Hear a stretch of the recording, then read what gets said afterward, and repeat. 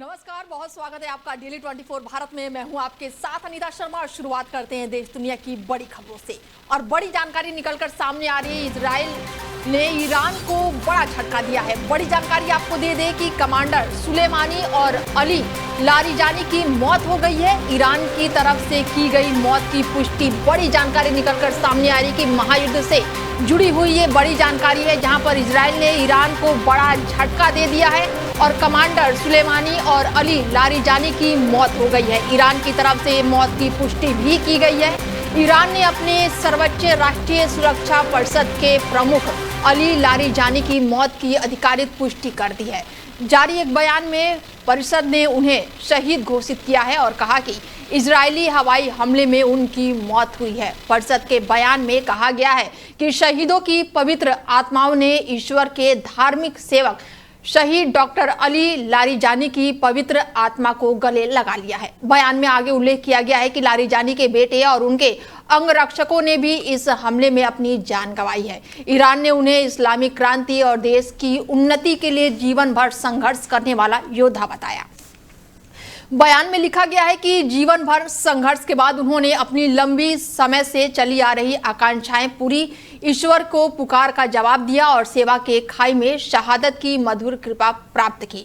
और इससे पहले इजराइल ने दावा किया था कि उनकी वायुसेना ने तेहरान के पास एक हवाई हमले में लारिजानी की मार गिराया है। और इजराइल के रक्षा मंत्री इजराइल ने कहा कि लारिजानी के साथ वसीज मलेशिया के कमांडर भी मारे गए हैं और यह हमला हाल ही के ईरान इजराइल संघर्ष के बीच हुआ है, जिसमें अमेरिका भी शामिल है और क्षेत्र में तनाव जो है वो चरम पर पहुंच गया है।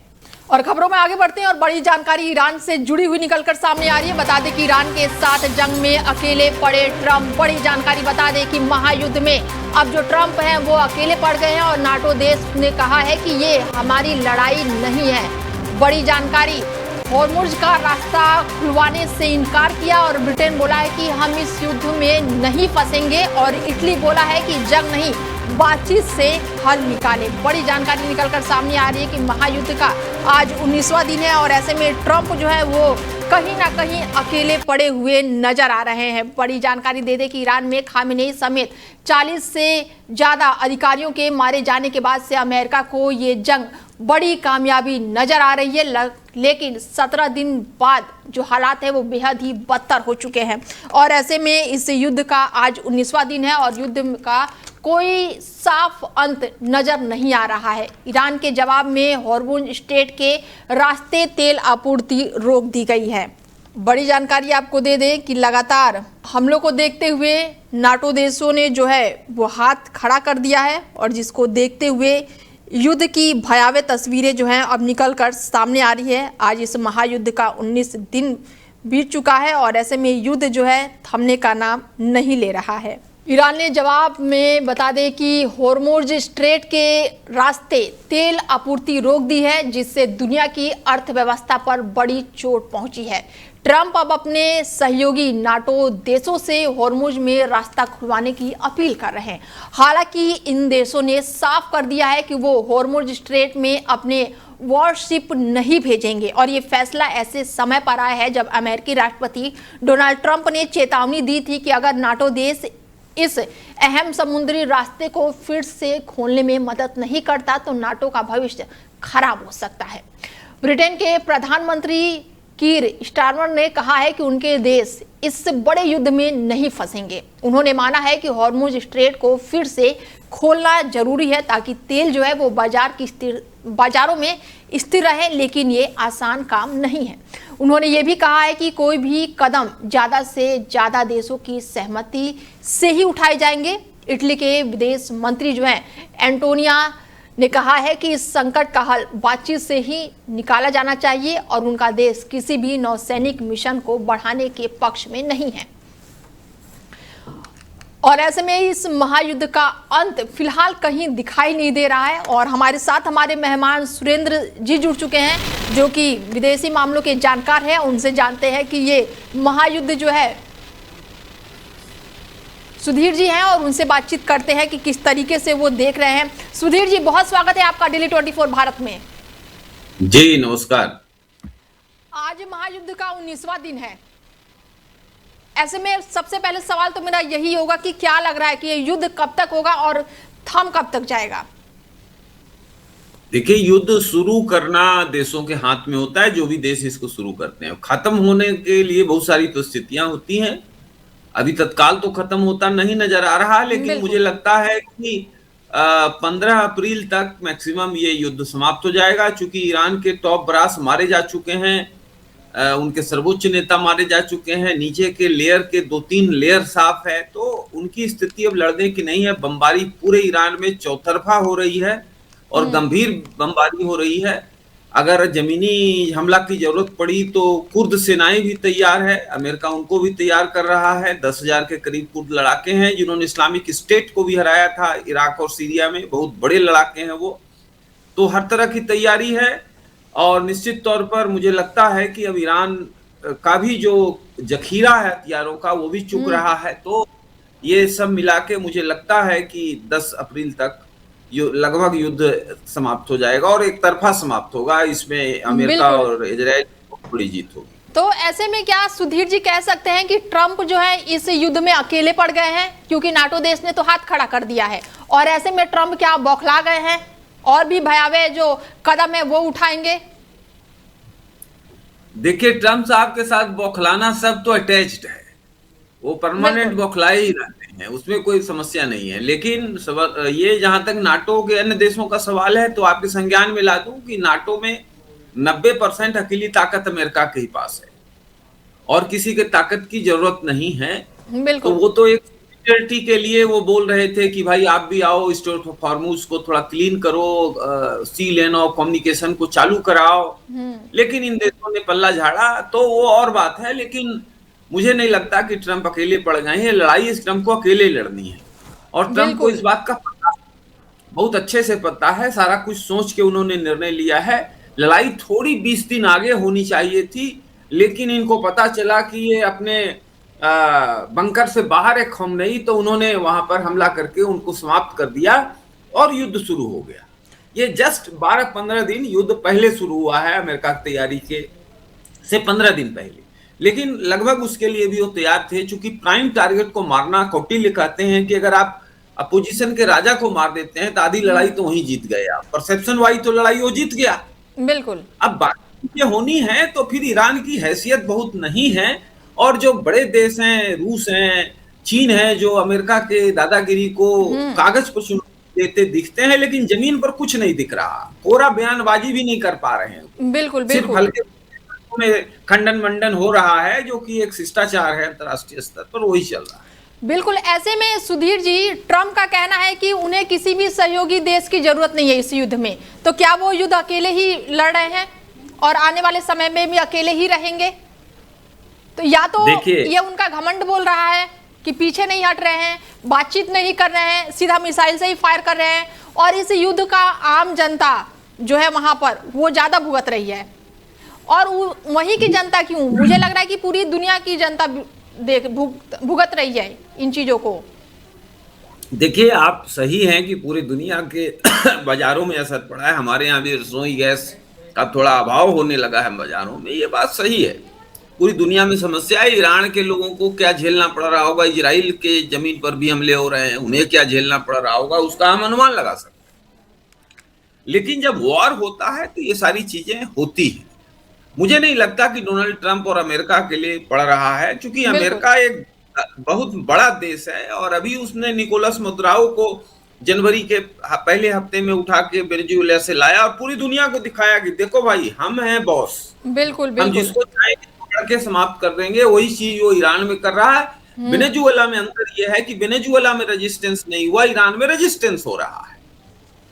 तो वो रेजिस्टेंस एक आध महीना तो चलेगा, क्योंकि ईरान कई एक बरस से जो है तैयारी युद्ध का कर रहा था। अमेरिका का प्रमुख उद्देश्य है कि ईरान का जो परमाणु हथियार का जो तंत्र विकसित है उसको समाप्त कर। बिल्कुल। और वो किसी भी सूरत में वो होने नहीं देगा। सारे बातचीत का जो फंसता था मामला, यहीं पे फंसता था और अमेरिका उसको ठीक है। सुधीर जी बने रहिए आप हमारे साथ। और इजराइल से ही जुड़ी बड़ी जानकारी निकलकर सामने आ रही है। बता दें कि नाटो देश से जुड़ी हुई ये बड़ी जानकारी है, जहां पर नाटो में बड़ी दरार जो है अमेरिका के साथ देने से इनकार कर दिया है, और ऐसे में बौखलाए हैं, ट्रंप ने जमकर सुनाया है, हम उनकी रक्षा करते हैं, वो मदद नहीं कर रहे हैं और अब किसी की जरूरत नहीं है। अमेरिका के राष्ट्रपति डोनाल्ड ट्रंप का बड़ा बयान निकलकर सामने आया है। नाटो में कहीं ना कहीं बड़ी दरार अब देखने को मिल रही है। ट्रंप ने जो है वो नाटो को जमकर सुनाया है। उन्होंने कहा है कि हम उनकी रक्षा करते हैं और वो मदद नहीं कर रहे हैं और अब किसी की जरूरत नहीं है। महायुद्ध के बीच ये बड़ा बयान डोनाल्ड ट्रंप ने दिया है कि हम उनकी रक्षा करते हैं और वो मदद नहीं कर रहे हैं और अब किसी की जरूरत नहीं है। ट्रंप का ये बयान है और इसके बाद से लगातार अब सबकी जो निगाहें हैं वो महायुद्ध पर बनी हुई है कि आखिर इसका अंत कब होगा। सुधीर जी से जान लेते हैं, हमारे साथ जुड़े हुए हैं, कि अब ये बड़ा बयान निकलकर सामने आया है सुधीर जी कि हम उनकी रक्षा करते हैं और वो मदद नहीं करते हैं। ट्रंप ने बयान दिया है, तो क्या ऐसे में लग रहा है कि नाटो में कहीं ना कहीं दरार पड़ रही है अब? देखिए, नाटो में दरार है, लेकिन नाटो भी बहुत पीछे नहीं रह सकता। आप देखिए कि यूक्रेन की जो लड़ाई है वो नाटो के चलते ही अमेरिका लड़ रहा है। बिल्कुल। तो बाय एंड लार्ज लेट और सवेरे नाटो को भी अमेरिका के साथ खड़ा होना होगा, नहीं तो फिर यूक्रेन से हाथ खींचेगा। क्योंकि यूक्रेन में जो सारी लड़ाई रूस के खिलाफ है वो नाटो की लड़ाई है और नाटो के यूरोपियन पार्टनर्स की लड़ाई है। इस चीज को समझने की जरूरत है।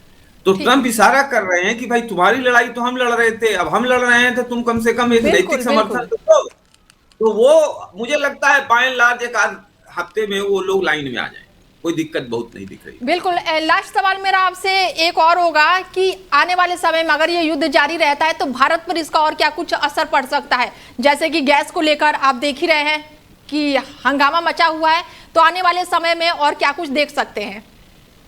देखिए, जो हमारा ईंधन है लगभग 80-82% हम आयात करते हैं और स्टेट ऑफ हॉर्मुज से हमारा 40% ईंधन आता है, तेल और गैस।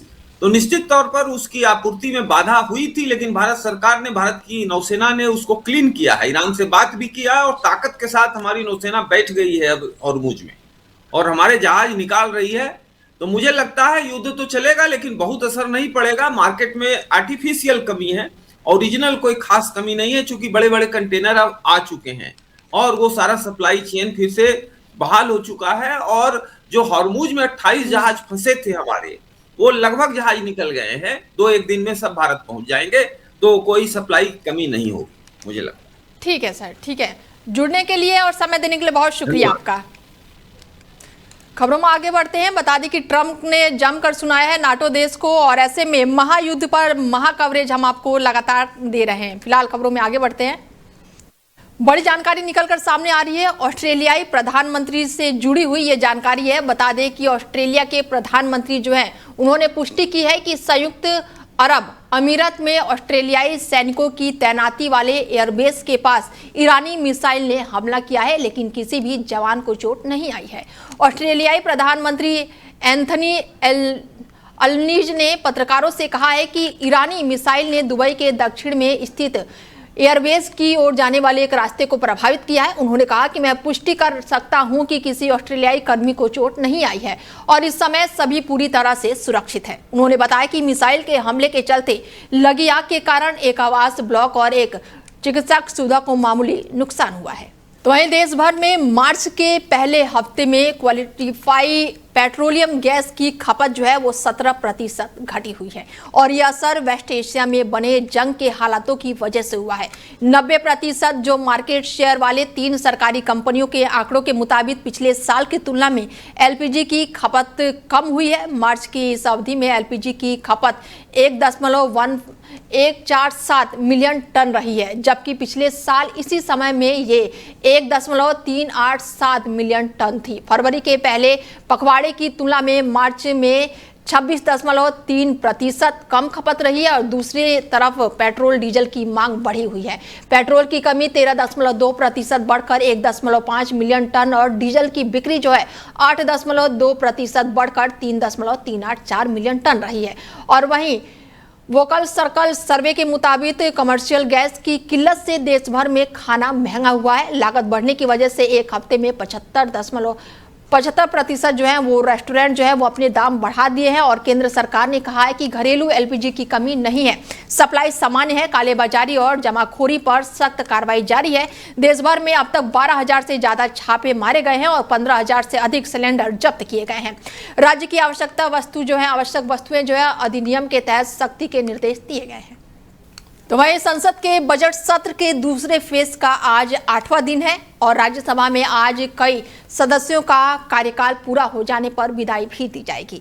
मंगलवार को पहले फेज के दौरान निलंबित किए गए 8 सांसदों पर लगे सस्पेंशन हटा दिए गए हैं। राज्यसभा में केंद्रीय वित्त मंत्री निर्मला सीतारमण ने सदन में सदस्यों के सवालों का जवाब दिया। इसके बाद से उन्होंने विनियोग विधेयक को सदन में पेश किया और इस साल 2025 और 26 के लिए सरकार के 2.01 लाख करोड़ अतिरिक्त खर्च के प्रस्ताव को मंजूरी दे दी गई। राज्यसभा ने चर्चा के बाद विनियोग विधेयक 2026 को वॉइस वोट से पास करके लोकसभा को वोट लौटा दिया गया और लोकसभा में रेल मंत्रालय की अनुदान मांगों पर चर्चा और मतदान हुआ।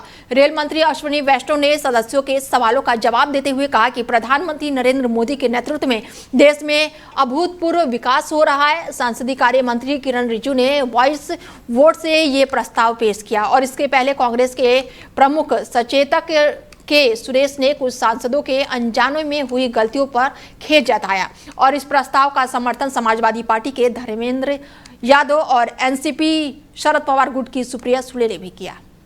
तो वहीं असम विधानसभा चुनाव को लेकर बीजेपी आज कैंडिडेट की पहली लिस्ट जो है वो जारी कर सकती है और ऐसे में असम में विधानसभा चुनाव को देखते हुए अब पार्टी जो है पूरी तरह से एक्टिव मोड में नजर आ रही है।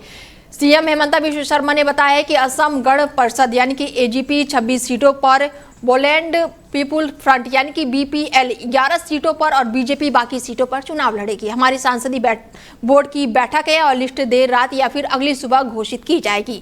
और इधर केरल विधानसभा चुनाव के लिए आम आदमी पार्टी ने 21 कैंडिडेटों की दूसरी लिस्ट जारी कर दी है। पार्टी ने तिरुवनंतपुरम से समीन सत्यदास और एनकुरलम से मोमर्स हेनरी मोथा को टिकट दिया है। इससे पहले गुरुवार को पार्टी ने 22 उम्मीदवारों की पहली लिस्ट जारी की है। कांग्रेस और बीजेपी भी केरल में पहले कैंडिडेट की लिस्ट जारी कर चुकी है। तो वहीं टीएमसी पार्टी ने पश्चिम बंगाल विधानसभा चुनाव को लेकर तैयारियां तेज कर दी है और ऐसे में उम्मीदवारों को लेकर नाम के भी ऐलान हो गए हैं और ऐसे में ममता बनर्जी ने बड़ा ऐलान किया है। 15 विधायकों की सीट जो है ममता बनर्जी ने बदल दी है। ममता बनर्जी भवानीपुर से चुनाव लड़ेंगी। उनका मुकाबला बीजेपी नेता सुवेंद्र अधिकारी से होगा। 2021 में हुए पिछले विधानसभा चुनाव में सुवेंद्र ने ममता को नंदीग्राम सीट पर हरा दिया था। ममता ने लिस्ट जारी करते हुए कहा कि मैं बीजेपी से कहना चाहती हूं कि आप डर क्यों रहे हैं? अगर लड़ना है तो गैस संकट पैदा मत कीजिए, मैदान में आकर सही तरीके से मुकाबला कीजिए। ममता ने सेलिब्रिटी चेहरों से दूरी बनाई हुई है और जमीनी नेता और कार्यकर्ताओं पर ज्यादा भरोसा जताया है। 2021 में 15 सेलिब्रिटी को टिकट दिया गया था और इस बार 2 सेलिब्रिटी को टिकट मिला हुआ है। इसके साथ ही उम्मीदवार जो है अल्पसंख्यक समुदाय से ज्यादा है। 40 साल से कम उम्र के 42 उम्मीदवारों को टिकट मिला है, जिसमें से SC ST कैंडिडेट है। ऐसे में ममता बनर्जी ने युवाओं पर ज्यादा भरोसा जताया है।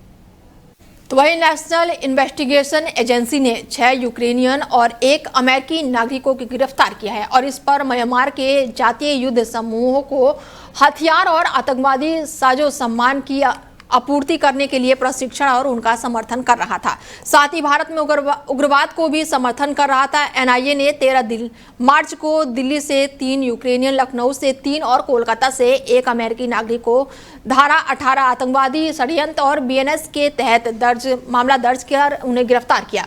वहीं यूक्रेन ने भारत को एक अधिकारित विरोध नोट सौंपा है, जिसमें गिरफ्तार किए गए यूक्रेनी नागरिकों को तत्काल रिहाई की मांग की गई है। तो वहीं मध्य प्रदेश की आर्थिक राजधानी इंदौर के तिलक थाना क्षेत्र में दिल दहला देने वाली खबर निकलकर सामने आई है। बता दें कि बंगाली चौराहे के पास स्थित प्रीति नगर में बीती देर रात एक रिहायशी मकान में भीषण आग लग गई और इस अग्निकांड ने देखते ही देखते एक हंसता खेलते परिवार को पूरी तरह से खत्म कर दिया।